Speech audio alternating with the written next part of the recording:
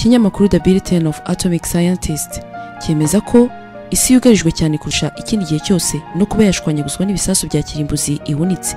Ubu bikaba bimaze kugera ku 14,900. Ibyinshi bikaba bifitwe n'Uburusiya bufite ibigera ku 7,000.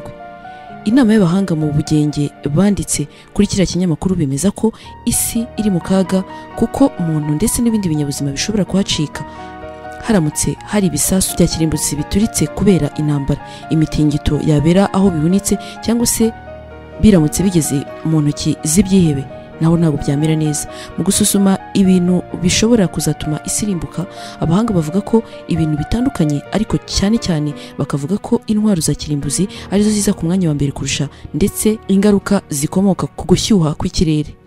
Ibi bituma hari abagira ubwoba ko kubera impamvu runaka hari abashobora kurasa ziriya ntwaro bagamije kwihimura kubo batavuga rumwe, maze nabo bakarasaho izo batunze hakaduka intambara kirimbuzi. Uretse Korea ya ruguru ikunda kuvugwa cyane inaherutse kugerageza ibitwaro bya kirimbuzi, ibyo byasuzumye byashoboraga no kugera muri Alaska. Abahanga banditse muri iki kinyamakuru banavuga ko Perezida Donald Trump ngo we unagamije kongera ubwinshi bw'intwaro za kirimbuzi muri Leta Zunze Ubumwe za Amerika, nawe ari umwe mu bantu bashobora kuba bakohereza ibitwaro bya kirimbuzi. Ariko se ujya wibaza, ibi bitwaro bya kirimbuzi biteye ku isi byagenda gute? Ese ubundi ibitwaro bya kirimbuzi biteye bite? Ngibi byo tugiye kwibandaho kuri uyu munsi. Ibisasu bya kirimbuzi ni intwaro zikoreshwa n'igisirikare. Izi ntwaro nazo zifite ubwoko bwinshi, ariko uyu munsi turavuga ku buteye ubwoba kurusha ubundi, akaba ari bwo buzwi mu rurimi rw'icyongereza nuclear weapons. Nuclear weapons mu kinyarwanda twavuga ko ari ibitwaro by'uburozi bitewe n'ingaruka bigira ku kintu bihuye nabyo. Izi ntwaro twahisemo kuzivuga uyu munsi kuko zitandukanye n'izindi cyane. Izindi ntwaro iyo zirashwe cyangwa se zituritse zangiza ibintu biri hafi, nyuma yaho ubuzima bugakomeza intambara irangiye. Ariko izi zo ni uburozi, aho ziturikiye zihasiga ubumara ku buryo na nyuma yo guturika aho zatewe haba hatagituwe n'ibinyabuzima. Urugero rufatika ni intambara z'Ubuyapani, Hiroshima na Nagasaki. N'ubu baracyafite ibisigisigi by'ibisasu byatewe mu myaka 71 ishize. Ikinyamakuru The Guardian gitangaza ko kuva mu 1945 kugeza mu 2000 habazwa abantu basaga 1900 mu Buyapani bishwe na kanseri yo mu maraso kubera ubumara bw'ibisasu bibiri byatewe muri iki gihugu mu mpera z'intambara ya kabiri y'isi mu 1945. Reka noneho dufatire urugero ku bisasu bya kirimbuzi byagiye biterwa ku isi yose hirya no hino imyaka igiye itandukanye. Amateka avuga ko igisasu cya mbere cyaturitse gikomeye cyari cy'Uburusiya cyo mu bwoko bwa hydrogen bomb, kandi cyateye umutingito ku isi hose mu mwaka wa 1931. Ubumwe bw'Abasoviyete bwakise Tsar bomba, bivuga igisasu gikuriye ibindi. Mu bihugu bigize umuryango wa OTAN habamo gahunda yitwa nuclear sharing, aho ibihugu bidafite ibitwaro by'uburozi bishobora kubikira ibi bifite, nubwo rwose bidashobora kubikoresha igihugu bikibikiye kitabyemeye. Urugero, Ububiligi, Ubudage, Ubuholandi ndetse na Turkiya bibikira Leta Zunze Ubumwe za Amerika izi ntwaro z'uburozi, nubwo rwose batazikoresha Amerika itabyemeye. Urutonde rwasohotse mu minsi ishize muri Business Insider rwerekana uko ibihugu bitunze ibitwaro bya kirimbuzi bingana. Uburusiya buza ku mwanya wa mbere aho bufite intwaro za kirimbuzi 7,000, bugakurikirwa na USA ifite intwaro za kirimbuzi 6,700, hakaza Ubufaransa bufite intwaro za kirimbuzi 300, hakaza Ubushinwa bufite intwaro za kirimbuzi 600, bikurikiwe n'Ubwongereza bufite intwaro za kirimbuzi 215, hakaza Pakistan ifite intwaro za kirimbuzi 140, hakaza Ubuhinde bufite intwaro za kirimbuzi 120, hagaheruka Israeli ifite intwaro za kirimbuzi 80.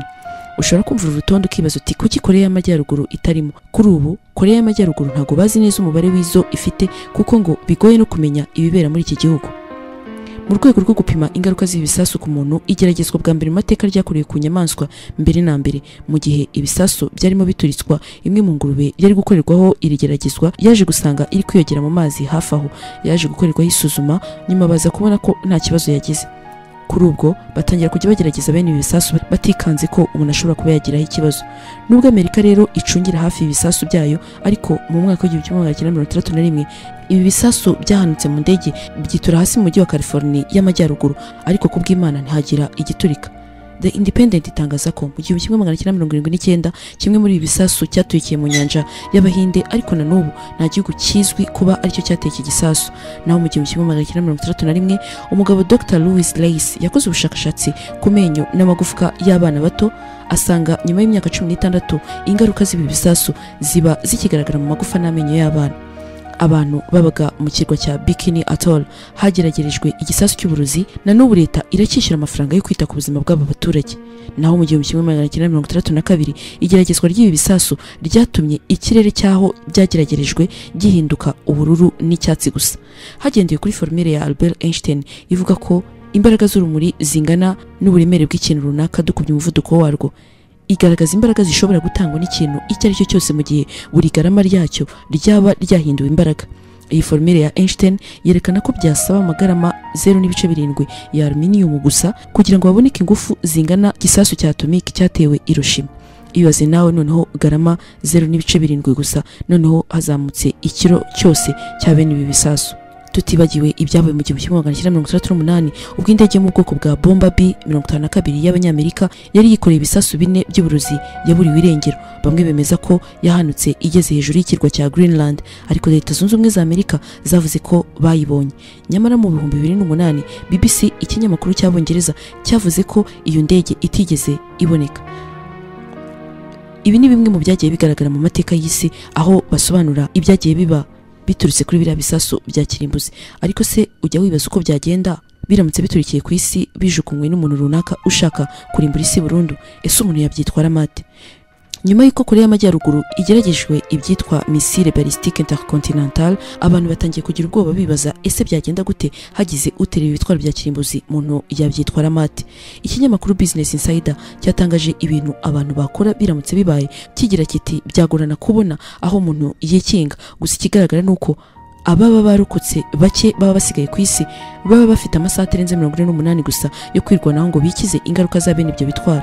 Nkuko Business Insider ibyerekana, ngo umuntu yakagombye bwa mbere gutabarwa n'amazi, ikindi ngo nukugendana radio, abandi bakongera bati byibuze akabona utuntu dufite amasukari menshi nka za shokora n'utundi dufite proteine two kwitabara.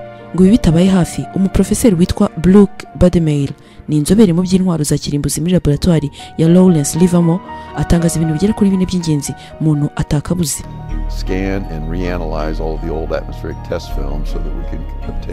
Ibindi byose wakwitwaza nta kintu byakumarira mu gihe utabashije kwitabara mu minota 2 ya mbere ukirokoka ibi bitwaro bya kirimbuzi. Ugomba kurwana no gufata radio kuruta gufata telefone, kuko niyo wamenyeraho amakuru byihuse. Ikindi no kwitabaza amazi atarayo kunywa, ahubwo ukayazuka ku byo waba wambaye kugira ngo hagarike uburozi bwakwinjiye, nawe ukayakaraba, cyane ko iyo uburozi bukwinjiye bwica abasirikari bose b'umubiri ukaba wanahitanwa n'indwara yose yagufatiraho. Uyu mugabo abaye uwa kabiri ushyize hanze urutonde rw'ibintu umuntu yakora haramutse hatewe ibi bisasu, nyuma y'igisirikare cya Leta Zunze Ubumwe za Amerika kigeze gushyira urutonde rw'ibintu 10 by'ingenzi byatabara abantu bateweho ibi bitwaro bya kirimbuzi.